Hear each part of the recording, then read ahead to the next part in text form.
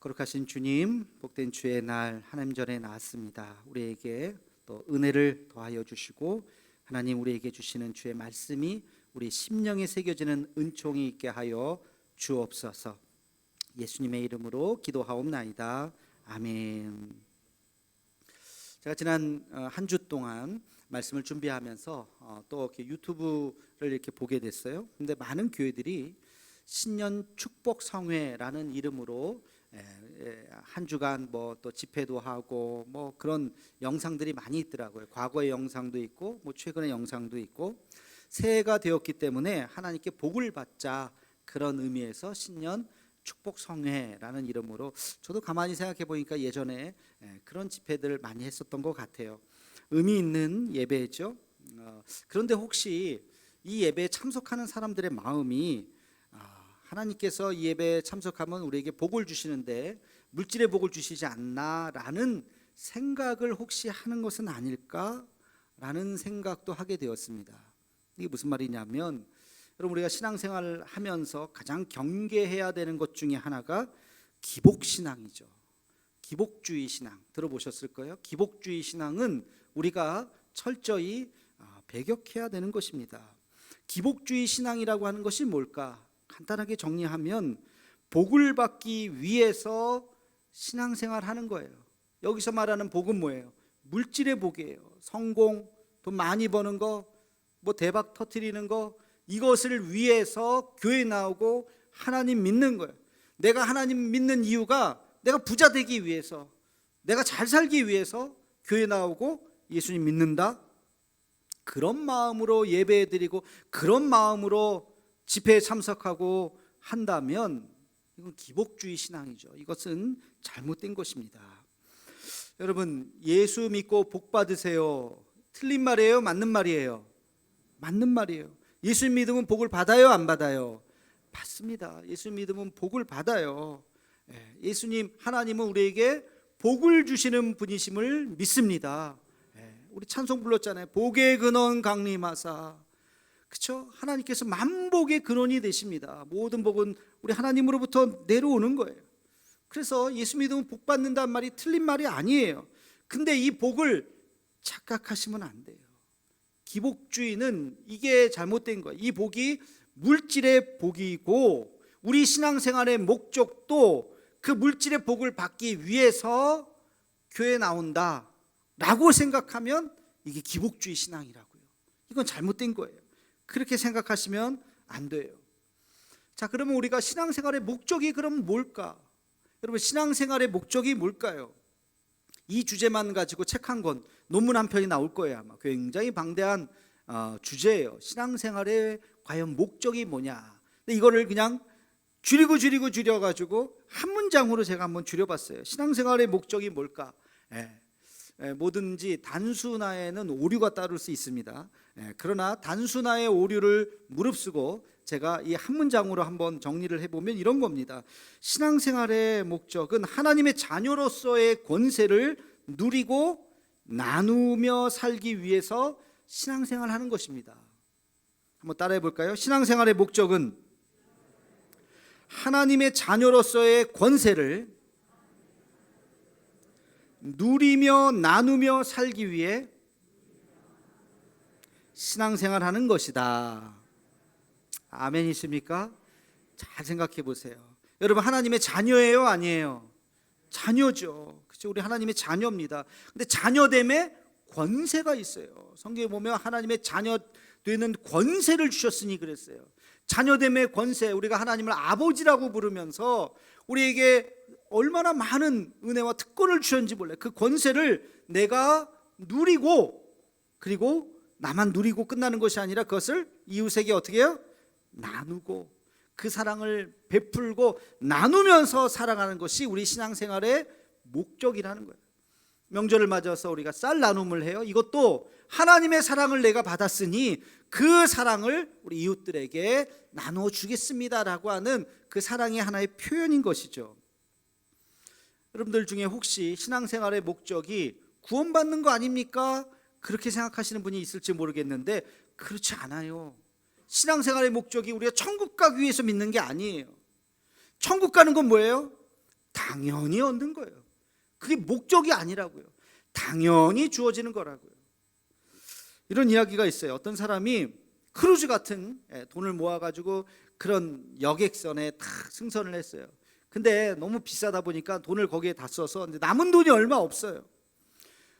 때마다 이제 사람들은 이제 크루즈 안에 있는 식당에 가서 밥을 먹는데 이 사람은 돈이 얼마 없으니까 지켜만 보고, 아유, 사람들 맛있는 거 저렇게 뷔페 같은 거 먹는데 나는 못 먹네. 그래서 기웃기웃대고 하루 이틀 사흘을 굶었습니다. 근데 도저히 이제는 굶을 수가 없어. 너무 배고파서 돈이 얼마 없지만 오늘은 내가 이걸 내고서 먹어야 되겠다 하고 식당에 딱 갔습니다. 그리고 가서 돈을 딱 내밀었더니 돈 안 내도 돼요.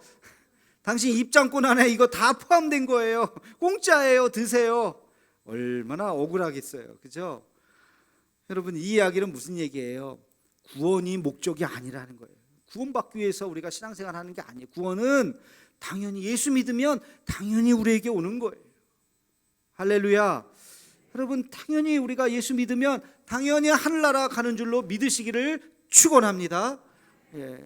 그런 목적이 그게 아니라 하나님의 자녀답게 그 권세를 누리면서 기쁘고 감사하면서 은혜를 누리면서 살아가는 것이 이 땅에서의 우리의 삶의 목적인 것입니다.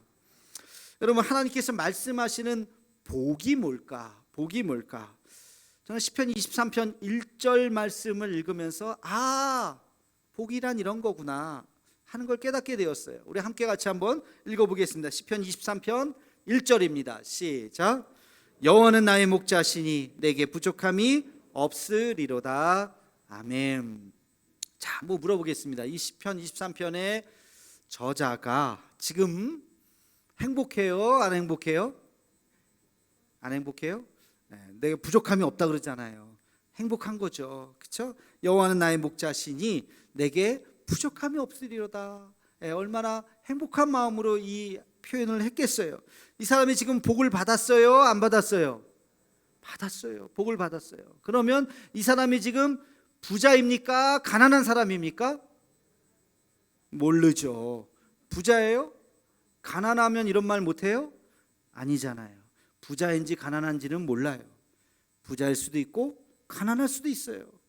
그러나 그것과 관계없이 여호와는 나의 목자시니 내게 부족함이 없습니다 라고 고백할 수가 있는 거죠. 다시 말해서 하나님께서 우리에게 주시는 그 복을 누리는 것은 물질의 축복과 관계가 있다 없다? 없다. 가난해도 이런 고백 얼마든지 할 수 있어요. 부해도 이런 고백 못할 수 있어요. 못할 수 있죠. 그러니까 하나님이 주시는 복은 내가 가진 것과는 관계가 없다는 것입니다. 자, 그러면 하나님이 주시는 복이란 과연 뭘까? 이 질문을 하고 나서 제가 성경 말씀을 읽다가 깨달은 것이 구약에 있는 가장 중요한 하나님께서 이 백성을, 이스라엘 백성을 강복하면서 내리신 말씀, 이스라엘 백성들에게 복을 내려주시면서 하시는 말씀, 그게 오늘 본문 말씀입니다. 민수기 6장 24절에서 26절까지 있는 이 말씀, 이게 바로 아론의 축복문이에요. 아론이 대제사장이 되었어요.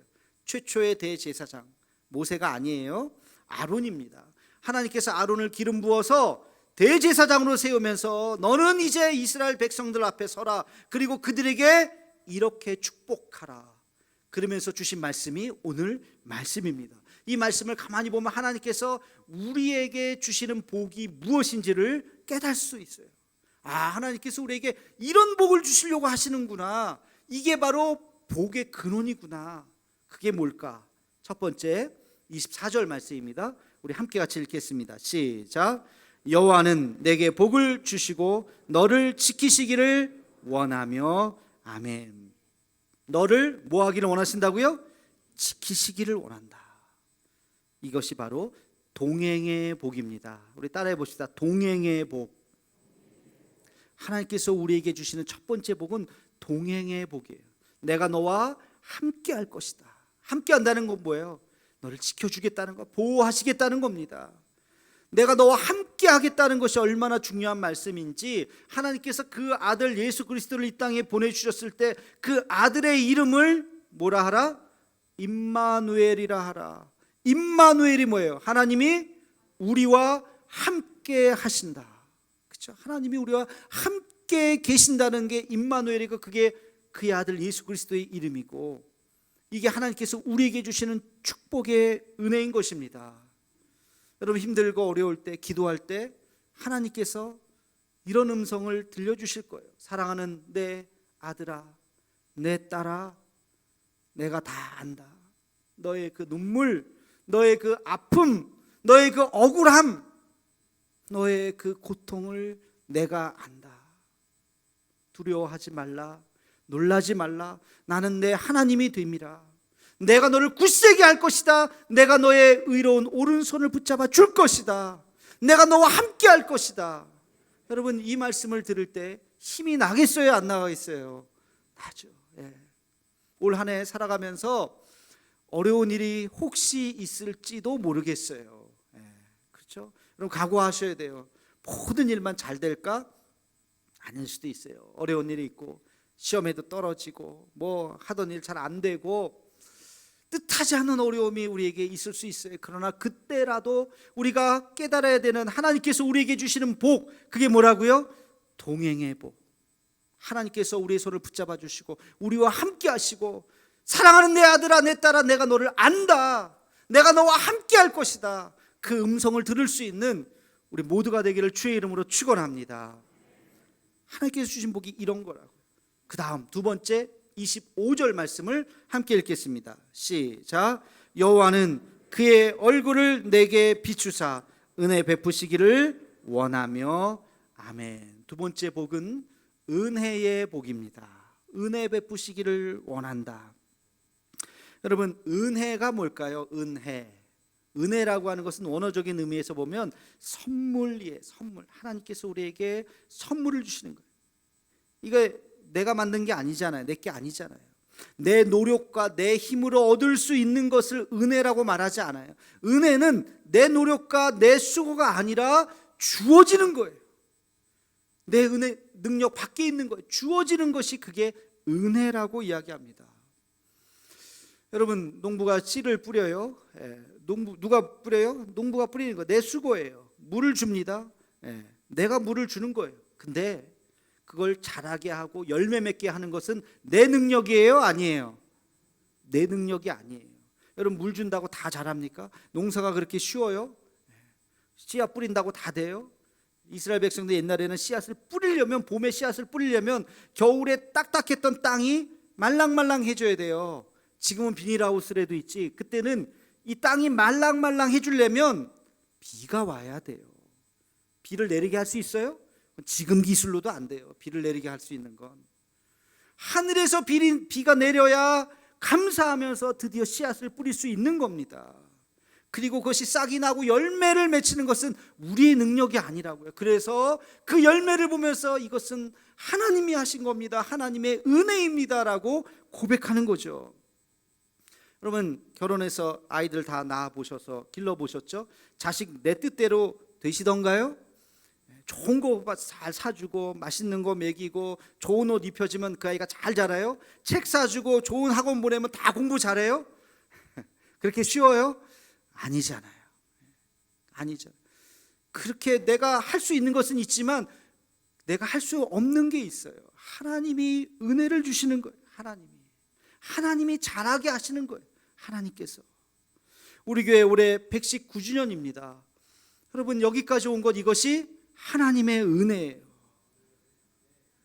그것이 하나님의 은혜라고 고백하기를 주의 이름으로 축원합니다.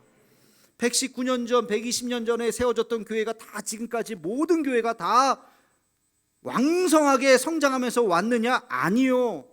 사라진 교회가 얼마나 많은지 몰라요. 없어진 교회가 얼마나 많은지 몰라요. 그때 세워졌던 교회들 중에서 이렇게 아름다운 교회, 이렇게 많은 성도들과 함께 같이 우리 교회가 든든하게 120주년을 향해서 예배드릴 수 있는 것이 은혜인 줄로 믿으시기를 축원합니다. 이게 은혜예요. 부모 입장에서 가장 가슴 아픈 말이 뭘까요? 자식에게 듣는 말 중에 가장 뼈 아픈 말, 이런 말은 안 들으셔야 되죠. 안 들으셨을 거예요. 근데 만약에 그런 말 듣는다면 가슴에 대못질 당하는 걸 거예요. 뭐냐면, 엄마, 아빠, 도대체 나한테 해준 게 뭐예요? 도대체 나한테 해준 게 뭐예요? 옆집에 아무개는 이런 것도 해주고 저런 것도 해줬는데 엄마 아빠는 도대체 나한테 뭘 해줬어요? 뭐 그런 자식은 없겠지만 만약에 그런 말 듣는다면 억장이 무너지죠. 여러분 형편에서 최고로 좋은 걸로 자식, 그렇죠? 기저귀 갈아가면서 하지 않았어요? 힘들이, 나는 밥을 굶어도 내 자식은 굶기지 않으려고 애쓰고 내 형편에서 최대한대로 잘해주려고 했는데 이놈이 커서 하는 말이 도대체 나한테 해준 게 뭐예요? 이거 뭐라고 말해요? 배은망덕이라고 그러잖아요. 배은망덕. 이런 배은망덕한 자식. 여러분, 하나님도 똑같아요. 여러분이 만약에 하나님 도대체 나한테 해준 게 뭐예요? 라고 말을 한다면, 하나님 어디 계셨어요 도대체? 그러면 하나님 가슴에 대못질하는 거예요. 하나님이 항상 우리와 함께 하셨어요. 하나님께서 우리에게 은혜를 주시고 위로를 주셨다고요. 그래서 은혜라고 하는 것은 깨닫는 것이 은혜입니다. 여러분, 은혜를 깨닫는 은혜가 있기를 축원합니다. 은혜는 깨닫는 거예요. 여러분, 물 줘서 아까 씨앗이 잘 자라서 열매 맺는데 내가 물 줘서 잘 자랐지, 하나님은 없어요. 은혜는 없어요. 내가 열심히 했으니까 라고 한다면 그의 인생은 은혜라는 것이 없는 거예요. 내 능력, 내 수고만 있을 뿐이지.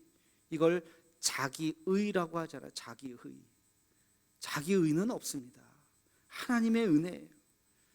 오늘 이 자리에 이렇게 예배 드리는 거 하나님의 은혜임을 고백하시기를 축원합니다.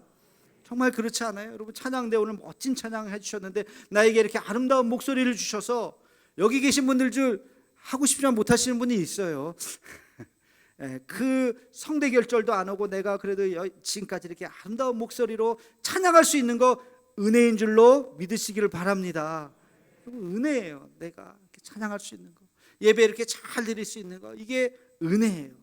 올 한 해 살아가면서 매일매일 하나님께서 나에게 이런 은혜도 주셨구나, 이런 은혜도 주셨구나, 은혜를 깨닫는 은혜가 있기를 주의 이름으로 축원합니다. 마지막 26절 말씀을 함께 같이 읽겠습니다. 시작. 여호와는 그 얼굴을 내게로 향하여 드사 평강 주시기를 원하노라 할지니라 하라. 아멘. 세 번째 복의 이름을 무슨 복이라고 그럴까요? 평강의 복입니다. 하나님께서 우리에게 평강의 복을 주세요. 이런 말이 있죠. 책은 돈으로 살 수 있지만 뭔 돈으로 못 살까요? 지혜는 돈으로 못 삽니다. 책, 돈 갖고 수백 권 살 수 있어요. 돈만 있으면 사죠. 근데 그거 읽을 수도 있어요. 내 노력으로. 근데 그걸 읽어도 지혜가 생기지 않아요. 지혜는 하나님이 주시는 거예요. 침대는 돈으로 살 수 있지만 뭐는 돈으로 살 수 없을까요? 잠은 돈으로 살 수 없어요. 불면증 있으신 분들 아무리 좋은 침대로 바꿔봐요. 하루 이틀은 또 모르겠지만 똑같아요. 잠 못 자는 건 내 마음의 문제지 침대 문제가 아니라고요. 집은 돈으로 살 수 있지만 무엇은 돈으로 살 수 없을까요? 행복한 가정은 돈으로 살 수 없어요. 그렇죠? 좋은 집은 살 수 있지만 여러분, 행복한 가정을 어떻게 삽니까? 그 단칸방에 살아도 행복하게 살 수 있어요. 물질은 우리를 편안하게 하지만 평안하게 하지는 못합니다. 니은하고 동그라미하고 차이예요. 그렇죠? 물질은 우리를 편안하게 해요. 옛날에 어르신들 중에서 세탁기 없었던 시절이 있었어요. 그죠? 세탁기 없었던 시절에 이 추운 겨울에 우리 앞에 계신 어르신들 어떻게 빨래 하셨을까? 우물가에 가서 손 이렇게 불면서 그거 방망이질하면서, 그렇죠? 옛날에 다 그렇게 하셨잖아요. 시집가도 그때 또 세탁기 안 나오신 게 아니라 없었을 거예요 아마. 한참 지나서 세탁기가 얼마나 우리를 편안하게 합니까? 청소기가 우리를 얼마나 편안하게 합니까? 그러나 잠깐이지 평안하게 하지는 못한다는 거예요. 평안은 하나님이 우리에게 주시는 복인 줄로 믿습니다. 우리 요한복음 14장 27절 말씀을 함께 읽겠습니다. 시작. 평안을 너희에게 끼시노니 곧 나의 평안을 너희에게 주노라. 내가 너희에게 주는 것은 세상이 주는 것과 같지 아니하니라. 너희는 마음에 근심하지도 말고 두려워하지도 말라. 아멘. 세상은 우리를 근심하게 하고 두려워하게 하지만 그러나 하나님이 주시는 평안, 어디서부터 온지 모르지만 눈을 감으면 주님 하고 주의 이름을 부르면 내 마음속에 불안과 염려와 근심이 사라지고 찬송이 울려나오고 기쁨이 감사가 가득한 그런 우리의 삶이 되기를 주의 이름으로 축원합니다. 이게 하나님이 주시는 평안이라고 하는 거예요. 구체적으로 하나님이 주시는 평안이 뭘까? 제가 생각해 봤더니 한 3가지 정도 있어요. 하나는 자족의 복이에요. 이만하면 됐지. 욕심이 사라지는 거예요. 이 자족의 복. 그 다음에 감사의 복이에요. 불평불만이 사라지고 감사가 나오는 감사의 복. 감사하면 평안하죠. 그리고 3번째가 사랑의 복이에요. 그냥 사람들 보면 사랑스러운 거예요. 귀한 거예요. 여러분, 사람들 볼 때마다 참 사랑스럽고 귀해요? 짜증나요? 어떠세요? 옆에 있는 분을 한번 보시면서 인사 시작. 사랑합니다. 사랑의 눈으로. 지금 뭐 짜증나는 분은 쳐다도 안 볼 거예요. 지금 이렇게. 볼 때마다 그냥 사랑스러워야 돼요. 그냥 아유 귀하다. 아유 사랑스럽다. 지나가는 우리 교회학교 아이들만 봐도 아유 귀하다. 이 복이라고요. 사랑의 복이라고요. 근데 뭐가 사랑스러워? 그러면 안 돼. 그러면 기도하셔요. 하나님 나에게 사랑의 복을 달라고, 평안의 복을 달라고. 여러분, 이것이 평안의 복입니다. 복이 뭘까? 제가 한번 묵상을 해봤어요. 우리가 복을 받기를 원하죠. 복이 뭘까? 첫 번째는 물질의 복이구나. 돈 싫어하시는 분 손 들어보세요. 난 돈이 필요 없어요 하시는 분 손 들어보세요. 저한테 좀 주세요. 돈 필요 없는 사람이 어디 있겠어요? 솔직히 부자 되면 좋죠. 돈 많이 벌면 당연히 좋죠. 그런데 돈 많이 버는 것도 복이에요. 그것도 하나님이 주시는 복 중에 하나입니다. 그것도 너무 막 그렇게 알레르기 반응을 이렇게 보일 필요도 없어요. 그것도 복도 그것도 복이에요. 하나님 주신 복. 문제는 그게 다가 아니라는 거예요. 그게 전부가 아니라는 거예요. 물질의 복이 최고의 복이 아니라는 거예요. 하나님께서 우리에게 물질의 복을 주실 수 있습니다. 여러분, 또 달라고 구할 수도 있습니다. 감사하게 받으셔도 됩니다. 근데 생각해야 되는 것은 이게 전부가 아니라는 거예요. 이거는 인간이 받는 복 중에 가장 밑바닥에 있는 복이에요. 그 다음 복이 있어요. 그 다음 복이 뭐가 있을까요? 건강의 복이에요. 여러분, 한번 아파 보세요.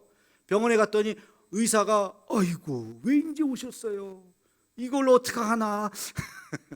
의사의 그 표정을 보면 가슴이 철렁하죠. 돈이 무슨 소용이 있겠어요? 이제 얼마 안 남았다고 예를 들어서 그렇다면 건강이 그 다음 단계에 있는 복이에요. 여러분, 한평생 살아가면서 죽는 그날까지, 그 전날까지 삼시세끼 드시고 새벽 예배 나와서 기도하시고 그리고 나서 그날 돌아가시는 축복이 있기를 축원합니다. 마지막 날까지 그 전날 고기도 먹고 삼시세끼 잘 먹고 그리고 그 다음날 새벽에 나와서 기도하시다가 어느 날 전화가 왔는데 아이고 목사님, 우리 어머니, 우리 아버님 오늘 돌아가셨네요. 아이고 내가 오늘 새벽에도 뵀는데 얼마나 복이에요. 그렇죠? 건강하게. 근데 그냥 갑자기 아파가지고 병원에 가서 입원하고 가족들 면회도 안 되고 온갖 데 호수 꽂고 한 달, 두 달, 세 달 만나지도 못하고 그러다가 돌아가신다면 참 안타깝죠. 여러분, 건강의 복, 물질의 복보다 위에 있는 겁니다. 이렇게 건강하게 나오실 수 있는 거 하나님의 복인 것을 고백하기를 축원합니다.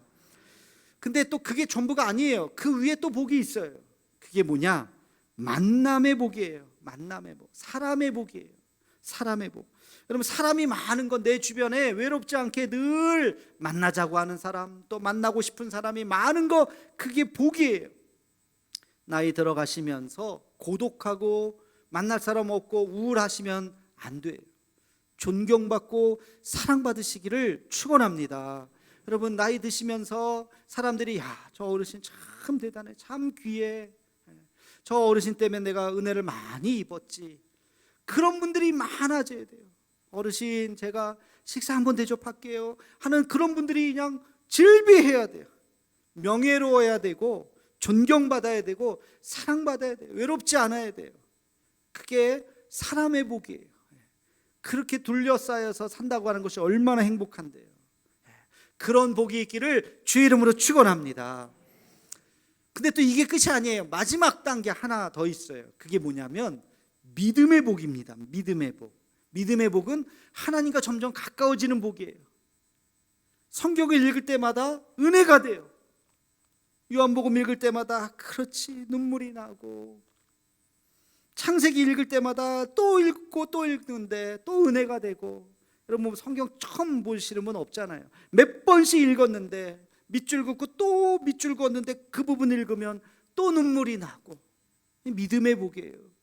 기도하기 시작하면 내 가족 기도부터 시작했는데 꼬리에 꼬리를 물어서 아무개를 위해서도 교회를 위해서 누구를 위해서 기도하다가 눈 떴더니 1시간이 그냥 갔네. 그런 복이 있기를 축원합니다. 3분 기도했더니 할 기도가 없네. 아우, 그러면 안 돼요. 그리고 믿음의 복 중에 복은 천국이 가까이 올수록 가슴이 설레는 복이 있기를 축원합니다.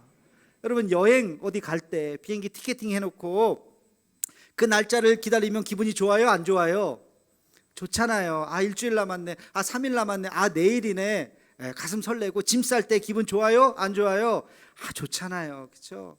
요즘같이 코로나 때 못 나가다가 어디 한번 비행기 탄다 그러면 좋죠. 여러분, 외국보다 더 좋은 곳이 천국인 줄로 믿습니다. 천국 가는 날이 점점 가까우는데 기분 나쁘세요? 기분 좋아야죠. 아, 천국 가는 드디어 이제 내가 하나님 나라 가는구나. 챙길 거 잘 챙겨야지. 여권도 챙기고 짐도 좀 잘 챙기고. 여러분, 천국 갈 때 가져갈 게 있습니다. 뭘 가져갈지 잘 챙겨놓고 우리가 하늘나라 가는 날 주님 드디어 왔어요 하면서 그 짐보따리 이렇게 내놓을 수 있는 그런 은혜가 있기를 주의 이름으로 축원합니다. 그 마음, 그 설레는 마음, 하늘나라를 생각할 때마다 기분 좋은 그 마음, 그게 믿음의 복이에요. 믿음의 복. 죽음 생각하면 끔찍해서 두려움에 떨어서 아우 나 죽으면 안 되는데, 그러면 안 돼요. 우리는 언젠가 다 갑니다. 한 살 한 살 나이 먹으면서 그날이 가까우고 있어요. 더 설레야 돼, 더 기뻐야 돼. 이 믿음의 복이 있기를 주의 이름으로 축원합니다. 올 한 해 여러분, 어떤 일이 벌어질지 모르지만 여호와는 내게 복을 주시기를 원하며 하나님께서 우리에게 주시는 이 놀라운 동행의 복, 은혜의 복, 그리고 평강의 복, 이 복이 충만할 수 있는 올 한 해가 되기를 주의 이름으로 축원합니다. 기도하겠습니다. 사랑의 하나님, 우리에게 날마다 하나님의 복을 허락하여 주시옵소서. 주신 말씀을 기억하며 물질의 복뿐만 아니라 하나님, 우리에게 건강의 복도, 사람의 복도, 믿음의 복도 허락하여 주셔서 올 한 해 이 복을 누리며 또 이 복을 나누며 살아가는 우리의 삶이 되게 하여 주시옵소서. 대도의 가정들마다 화목하게 하시고 건강하게 하여 주옵시고 온 가족이 예수 믿는 믿음의 가정들 다 되게 하여 주시옵소서. 예수님의 이름으로 기도하옵나이다. 아멘.